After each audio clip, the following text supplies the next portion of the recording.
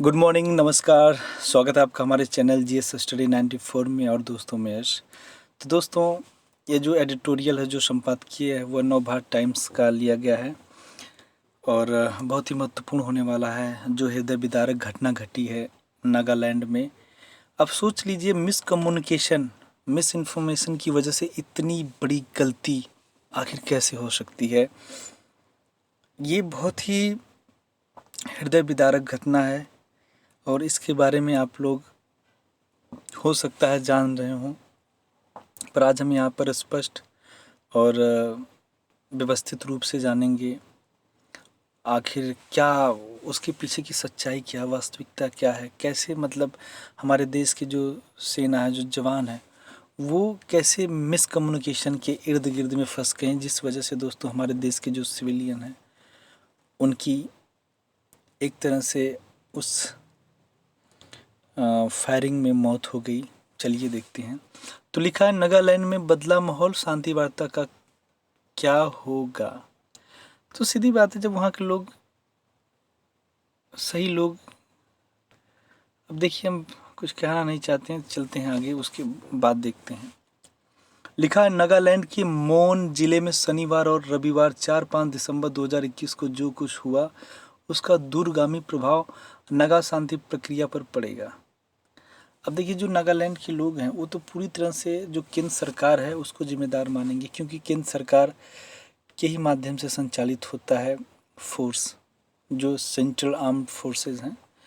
जो अधिकार देगा केंद्र सरकार, वही वो करेंगे। विभिन्न नागा समुदायों के आम लोग 50 के दशक से चली आ रही हिंसा को छोड़ नागा शांति वार्ता की तरफ उम्मीद से देख रहे थे। अब आपको पता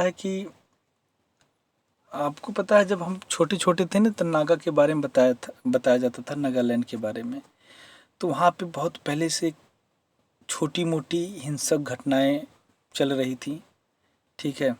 बहुत ज़ोर शोर से विरोध प्रदर्शन भी लंबे समय से चला आ रहा था। पर दोस्तों, हमारे देश के जब से 2014 में प्रधानमंत्री नरेंद्र मोदी जी हुए हैं, कई बार उन्होंने शांति वार्तालाप करके जिस प्रकार से उन लोगों को मना लिया, वो बहुत बड़ा उनके लिए बात थी। पर दोस्तों, अब कहीं न कहीं ये चीज़ें बिगड़ने वाली हैं, ठीक है। उन्हें यह भरोसा होने लगा था कि भारत सरकार नगाओं के स्वाभिमान का सम्मान करते हुए उनकी बेहतरी के बारे में सोचने लगी है। यही वजह है कि नगा अलगाववादी संगठनों पर हिंसा छोड़कर शांति प्रक्रिया में शामिल होने का दबाव बना हुआ था, ठीक है। अब देख सकते हैं कि जो अलगाववादी संगठन के लोग थे, जो एक तरह से नागालैंड को काटना चाह रहे थे, ठीक है, चाहे उनकी कुछ भी मंशा रही हो, पर वो हिंसा छोड़कर जिस तरह से शांति प्रक्रिया में शामिल होने के लिए आतुर थे, ठीक है, सोच रहे थे, या कई बार उन्होंने किया भी था। अब ये चीज़ें मुश्किल हो सकती हैं, ठीक है। अब यहाँ पे देखिए लिखा है, लेकिन 4 दिसंबर की घटना के बाद नागालैंड का माहौल बदल गया। एक बार फिर से उन्हें भारतीय सेना पराई लगने लगी है, ठीक। इस घटना से सभी नगा समुदायों को एकजुट करने के मकसद से आरंभ किया जाने वाला हॉर्नबिल उत्सव थम गया है।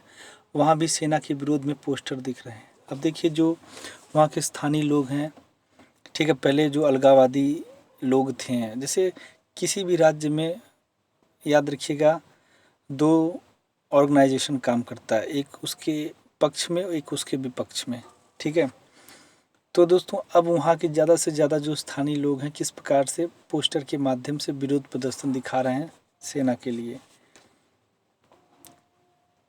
अब क्या हुआ था देखिए, भारी पड़ गई भूल। शनिवार 4 दिसंबर को सेना के कमांडो फोर्स की कार्रवाई में 6 मजदूर मारे गए। सेना को जानकारी थी कि अलगाववादी संगठन NSCN युंग अंग गुट के कुछ उग्रवादी इस रास्ते से आने वाले हैं। बताते हैं कि जिस कलर की गाड़ी से उग्रवादियों के आने की सूचना थी, उसी कलर की एक गाड़ी आई।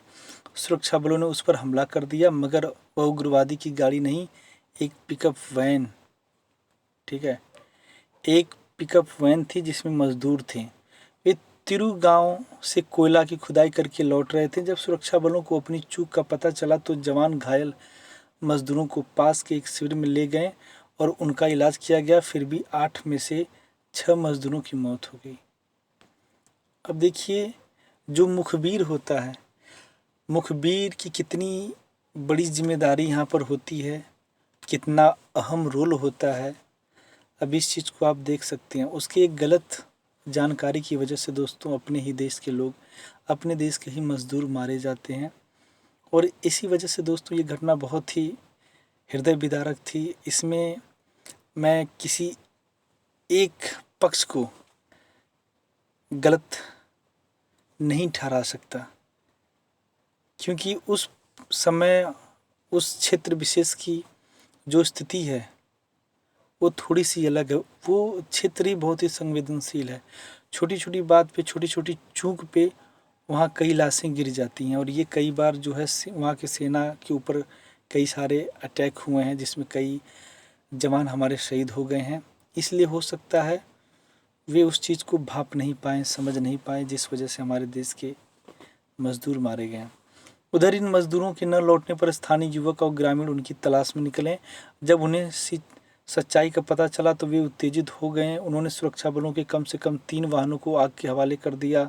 सुरक्षा बलों ने बचाव में गोलियां चलाईं, जिसमें 7 ग्रामीण मारे गए। अब सोचिए, अब वहाँ पर इस घटना को लेकर वहाँ की जो जनता है, जो वहाँ के स्थानीय लोग थे, इतने हिंसक हो गए कि हमारे देश के जवानों के लिए जो संसाधन लगाए गए थे उन्हें किस प्रकार से जला दिया गया, आग के हवाले कर दिया गया। यहाँ तक कि उनके ऊपर भी हमला किया गया। पर वो उस हमला से बचने के लिए, अपने बचाव के लिए जिस प्रकार से उन्होंने फायरिंग किया, उसमें भी 8 से 7 ग्रामीण युवक मारे गए। इस खूनी संघर्ष में सेना का एक जवान भी मारा गया, कई जवान घायल हुए। ऐसा नहीं है कि हमारे देश के जो प्रहरी हैं, जो रखवाले हैं, वो उन्हें कुछ नहीं हुआ दोस्तों। देश का एक जवान भी मारा गया, कई सारे घायल भी हुए। अगली सुबह इस घटना की खबर आग की तरफ फैल गई। मारे गए सभी ग्रामीण कोन्याक नागा समुदाय के थे। मोन जिले में उनकी बड़ी संख्या है। सीमा पार म्यांमार में भी कोन्याक नागा समुदाय के कई गांव हैं। खबर फैलते ही विभिन्न गांवों से लोगों का जमा होना आरंभ हो गया। उत्तेजना बढ़ती जा रही थी। हालात से निपटने के लिए मोन जिले में इंटरनेट और SMS सेवा बंद कर दी गई। इसके बावजूद लोग जमा होते गए। उन ग्रामीणों ने ओटिन में असम राइफल्स के एक शिविर पर हमला कर दिया। बचाव में वहाँ भी सुरक्षा बलों को गोलियां चलानी पड़ी, जिसमें एक ग्रामीण की मौत हो गई और 2 गंभीर रूप से घायल हो गए।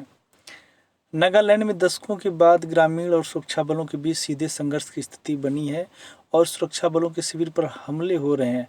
यह स्थिति नागा समस्या के समाधान में एक बड़ी बाधा बन सकती है। तो दोस्तों, जो चीज़ हम लोग सोच रहे थे कि अब जो नागा समाधान में जो समस्या बन रही थी, वो चीज़ें ख़त्म होने वाली हैं। तो दोस्तों, एक बार फिर वो उत्तेजित हो चुकी है और एक बार फिर बहुत बड़ी समस्या बन सकती है, क्योंकि एक लंबे अरसे तक देखा गया था वहाँ के स्थानीय और सेना में टकराव नहीं हुआ था। पर दोस्तों, हो सकता है कि ये स्थिति और भी विकराल रूप ले ले। ऐसी एक ऐतिहासिक गलती 30 मार्च 1953 को तत्कालीन प्रधानमंत्री जवाहरलाल नेहरू की कोहिमा यात्रा के दौरान हुई थी। नेहरू म्यांमार के तत्कालीन प्रधानमंत्री यू लू के साथ नागा नेताओं से मिलने कोहिमा गए थे, क्योंकि भारत और म्यांमार की सीमा के अंदर नागा बहुल राष्ट्र की मांग उठा रही थी। अब देखिए, वो अलग से एक राष्ट्र निर्माण की मांग करते हैं। सोचिए, सभी नागा समुदायों को उस सभा में आने का आमंत्रण भेजा गया था। नेहरू को सुनने और उन तक अपनी बात पहुंचाने के लिए हजारों की संख्या में नागा जनता कोहिमा पहुंची थी। उसी दौरान एक नागा प्रतिनिधिमंडल नेहरू से मिलकर उन्हें एक ज्ञापन देना चाहता था, लेकिन स्थानीय जिला उपायुक्त ने इसकी इजाज़त नहीं दी। इस बात से नागा प्रधानों का दल नाराज हो गया। इसके बाद जैसे ही नेहरू भाषण देने के लिए उठे, नागा अपनी जगह से उठ गए और जाने लगे। उनसे अनुरोध किया जाता रहा, लेकिन वे सभी यह कहते हुए चले गए कि जब उनकी बात नहीं सुनी जाएगी तभी प्रधानमंत्री की बात क्यों सुने।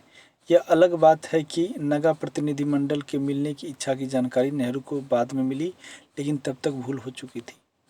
तो अब आप यहाँ पर देख सकते हैं कि मिसकम्युनिकेशन कैसे हुआ।